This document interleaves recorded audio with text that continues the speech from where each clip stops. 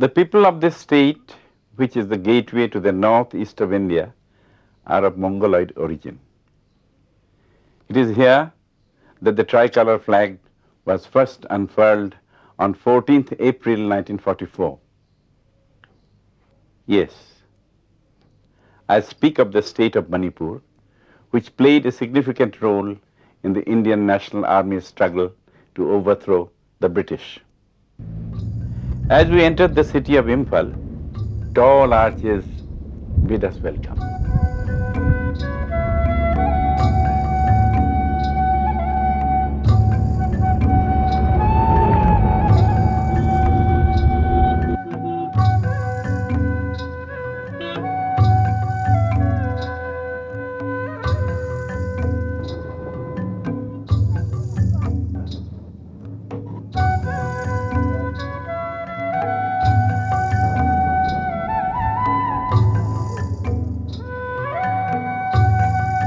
Resplendent in its exquisite beauty, which time hasn't yet ravaged, is this palace of the former rulers of Manipur.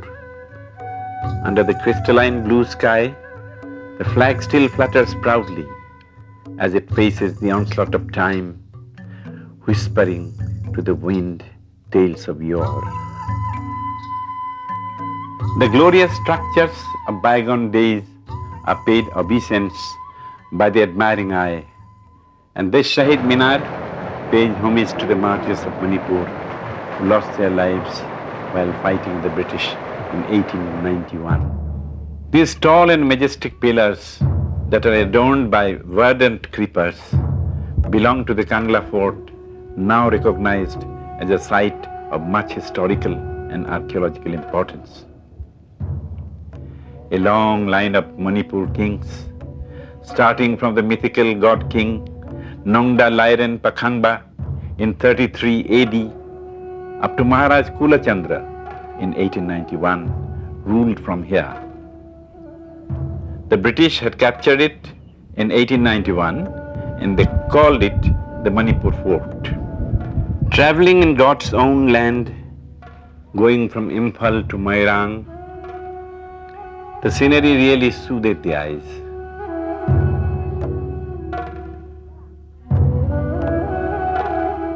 In the Loktak lake, we saw the heavens reflected in the still waters. In this lake, we also saw some tiny islands of weeds on which a tiny hut would be perched. Some fishermen of this lake live like this, surely an unusual sight.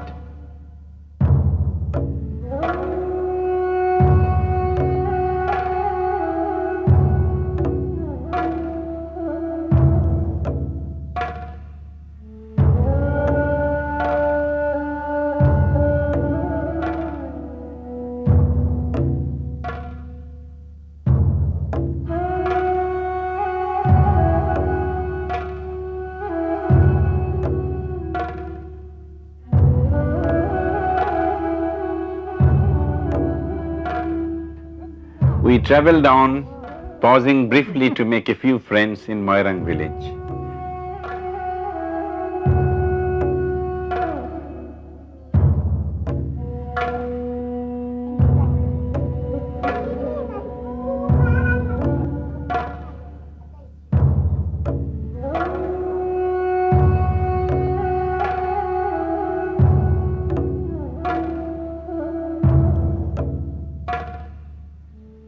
Travelled past the Thangjing temple, and we were finally at the INA headquarters. Here we found the Indian National Army flag still fluttering loftily where it was first hoisted on the 14th of April 1944. I appeal to you to go out in your hundreds and in your thousands to the remote villages of India. We met one of Netaji's lieutenants for whom the INA's motto of unity, faith, sacrifice holds much meaning. 14 अप्रैल 1944 में मोइरांग कंगला में भारत के national flag 3 colour flag colonel Malik ने झंडा फहराया। उसी रोज से हम लोग आए में ज्वाइन है। पहले तो नहीं, क्योंकि वो तिदिम रोड पर बहादुर ग्रुप आए हैं जापानी आर्मी के साथ साथ। आ करके जब मोइरांग में पहुंचा तो मोइरांग लिबरेटेड एरिया के यहाँ हेडक्वार्टर बना लिया और 1944 के अप्रैल के 14 तारीख में शाम को 5 बजे झंडा यहाँ फहराया, त्रिकलर झंडा। I am confident that with the help of my countrymen in East Asia, I shall be able to organize such a gigantic force as will be able to sweep away the British power from India. Netaji का जितना गाना है हम लोग jail के अंदर में गाना गाए हैं, हम लोग सुने हैं। शुभ सुख सैन्य की भारत भाई गहे जागा, चंचल सागर बिंद हिमालय नील यमुना गंगा। ऐसे ही तो गाना इतना गाना था, मगर अभी सब कुछ भूल गया, सब कुछ धीरे धीरे चला गया। अभी हर एक राज्य में, हर एक स्टेट में अभी गंदरगोल चल रहा है ना, ये ठीक नहीं है। भारत के लिए नया कदम उठाना पड़ेगा। आपके कंधों में, आपके हाथ में अभी भारत है, हमारे हाथ में नहीं है। हम लोग 90, 80 ऐसा वो उम्र वालों ने क्या करेगा? अभी तो नौजवानों के अब लोग हाथ में है। हर एक स्टेट में अभी गंदरगोल चल रही है, ये ठीक नहीं है। आज़ादी के लिए जितना भाई हो बहनों अपने जान दे करके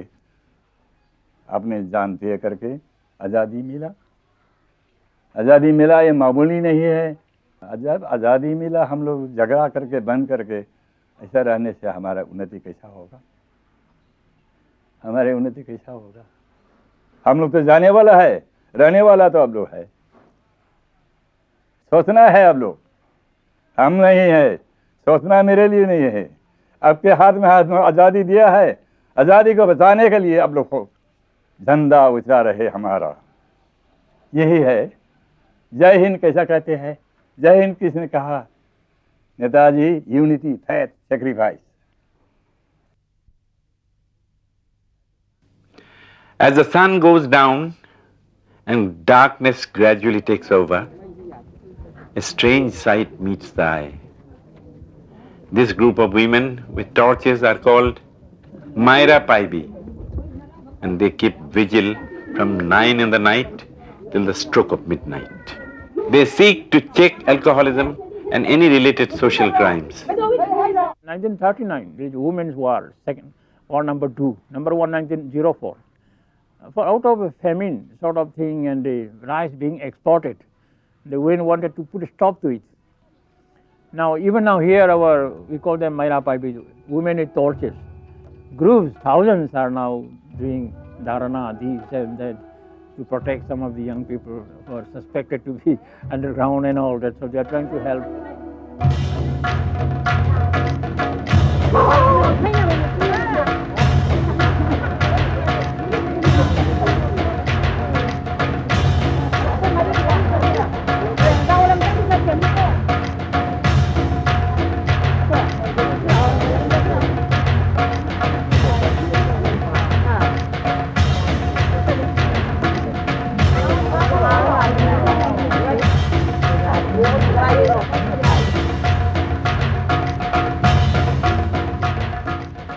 Did you know that Manipur is the land of polo's birth? We were lucky to witness an impromptu polo match, which also had an international level player, Abdullah, as one of the participants.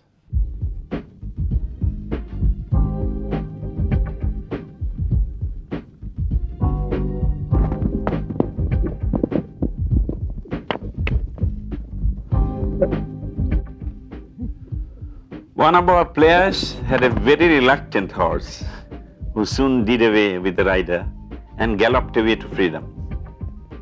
We later heard It had not ceased galloping for 40 kilometers.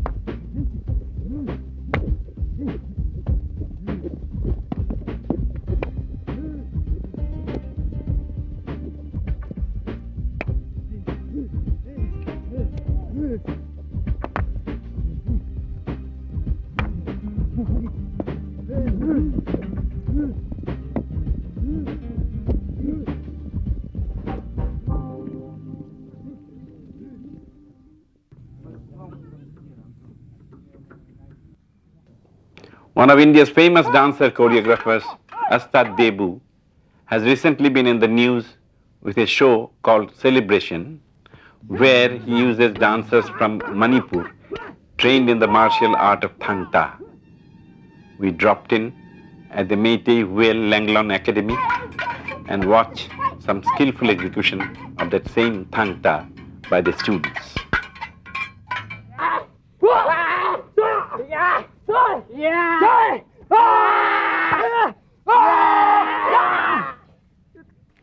In this land of exquisite dances has flourished many a religion, and the numerous religious monuments bear witness to that fact. So many gods, so many religions. Let us try and keep in mind that the essence of all religion is actually peace, and let not mankind ever try to change that. Manipur, as you know, it has got so many groups of people, different races, and possibly most of us came from outside, somewhere from Tibet and all that. Our language is Tibeto-Burman sort of language group. And about religion, I should say,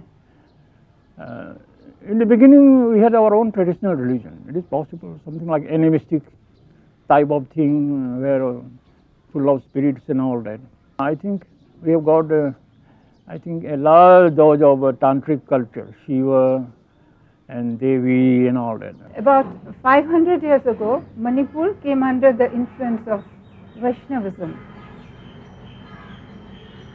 In 1779, Rajarshi Bhagyachandra introduced a novel way of worship through Maharaj. And he got the instructions, the divine instructions, in his dream, how to perform this ras and how to build the temple and how to make the idol. Everything he got in his dream. And accordingly, he made the idol of Sri Krishna and also Radhika. And he also got the instruction that he has to perform a ras, and that is the way of worship. So that is the novel way of dance worship introduced by Bhagyachandra on the influence of Gaudiya Vaishnavism.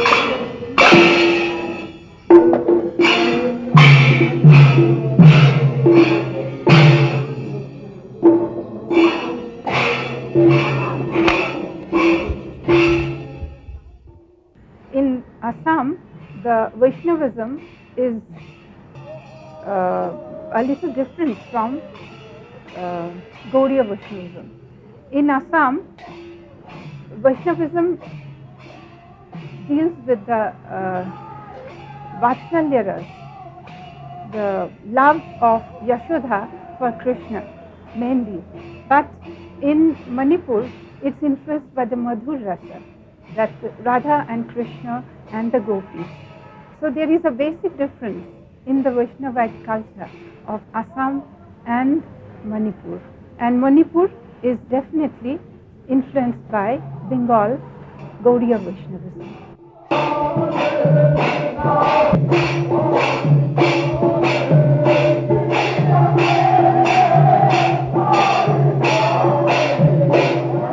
In 1779, as I was telling you, Maharaj Bhagyachandra introduced Maharas through the divine inspiration. And in the initial performance of Maharas, which is performed actually on Kartik Punnima.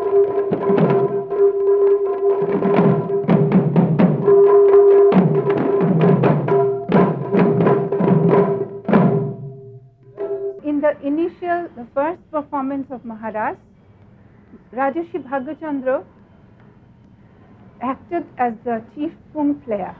His uncle Seth Shai performed as the chief singer, and his wife Hiramati performed as the Makok Chingbi, or the leading gopi, and his daughter Princess Bimbabati Manjari performed as Rasheshwari Radharani. And I must also tell you that Maharas and all other rases are preceded by Nata Sankirtan. In Nata Sankirtan, all male artists participate. There, the Pung Cholam, that is the dance with the Manipuri Mridang, Kortal Cholam, dance with the giant cymbals, and songs. It is a very long affair, about 5 hours it takes.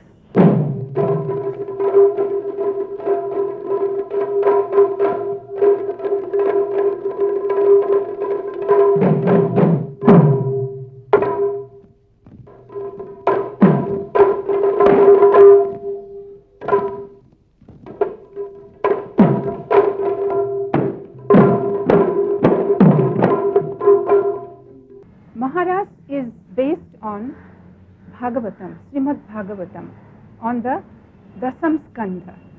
There are 5 adhyas or chapters which are incorporated in this Maharas. Chapters starting from 29, 30, 31, 32 and 33. These are called Rashu Panchadhyaya. So the story that is depicted in Rasu Panchadhyaya, that is the story of Maharas.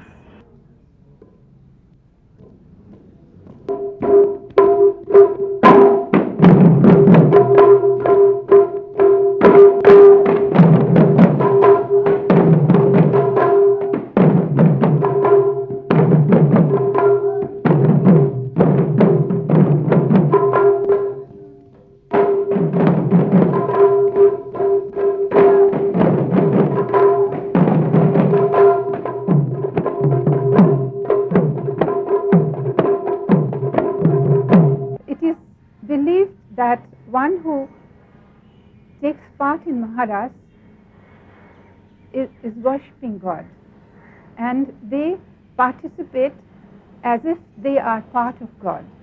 So it is a sort of union of the Jivatma with the Paramatma.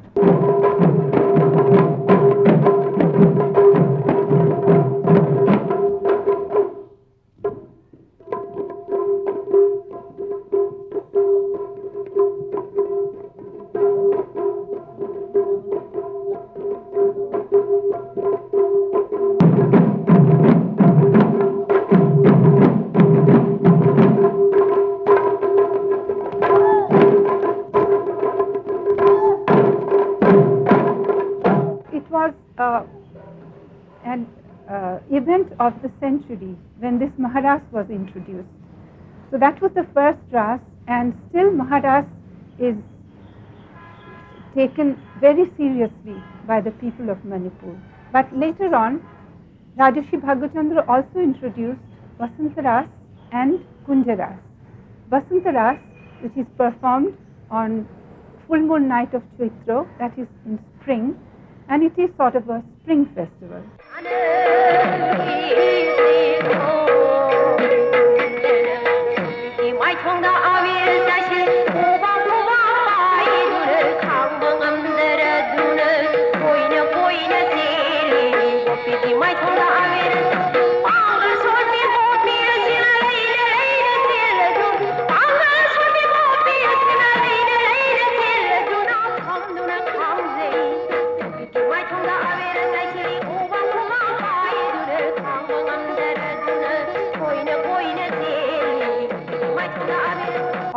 rasas are performed throughout the night.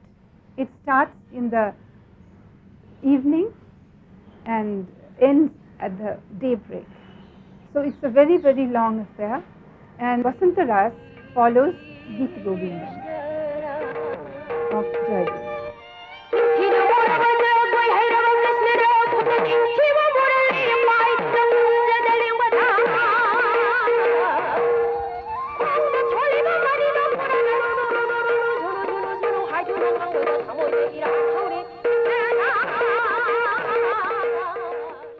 The story of Basanta Ras is Krishna comes to meet Radha and the gopis at an appointed time in the Kunja or the Bawa.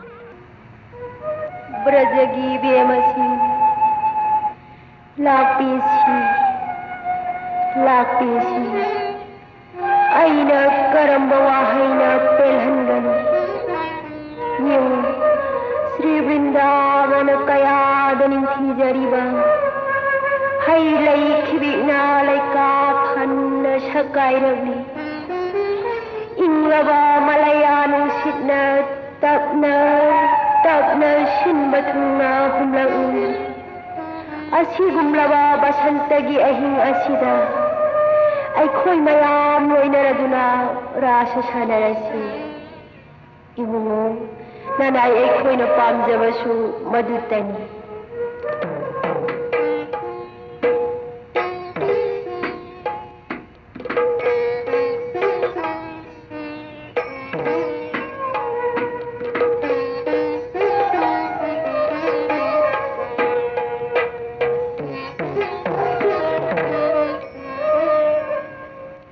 Radha and her gopis come and join Sri Krishna, and they are all united and they play Holi, that is the spring, celebrate the spring, and they celebrate the union of Radha and Krishna and worship Radha and Krishna with Aarti.